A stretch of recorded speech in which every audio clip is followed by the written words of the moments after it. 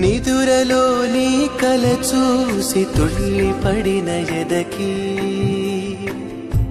ఏ క్షణం ఎదురవుతావో జోల పాటవై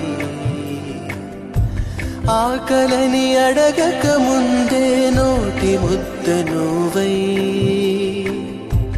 ఏ కథలు వినిపిస్తావో జాబిలమ్మవై నింగి నేల నిలిచేదాకా తోడుగా వీచే గాలి వెలిగే తారల సాక్షిగా నువ్వు కావాలి.